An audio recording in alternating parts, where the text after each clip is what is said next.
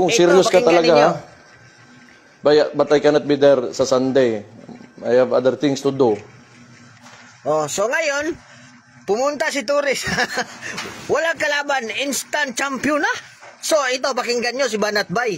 Nalaman daw, di umano, allegedly, ng kampo ni Torre, na aalis talaga si Baste Naku sa po. linggo. Kasi yung schedule ni Baste Napakagaling sa linggo, talaga alam ng, na po namin yan 2 weeks turi na ago to, pa. Alam po talaga na aalis kasi nga po, naka-schedule yung pagpunta ng mga kamag-anak sa Dahig. Talino mo talaga, Nasagap Tori kong Kong. balita, nalaman daw, bago kumagat si Torre doon sa hamon ni Baste, nalaman daw ng kampo ni Torre na aalis talaga si Baste sa linggo. Yun ang Ayun, kaya nabalita nga sa akin, pala. di umano. Remember, may ticket yan. Hindi naman po biglaan yan. They can verify. Kung ako ito yung pinipicture nila tatakas si Baste dahil may ano. Kung ako tatakas, hindi ninyo malalaman yan. Kaya lang, bakit ninyo nalaman? Agad-agad, lumabas ka agad sa balita na pupunta siyang ang bilis ng impormasyon. At magtataka kayo, bakit nung sumagot si Torre, in-schedule na kagad, Sunday, ayan, laban tayo. May pabaliwanawan schedule kayo. kagad siya Ha? without even asking yung kalaban niya para, quote-unquote, magmukhang Ayun. umatras si Baste.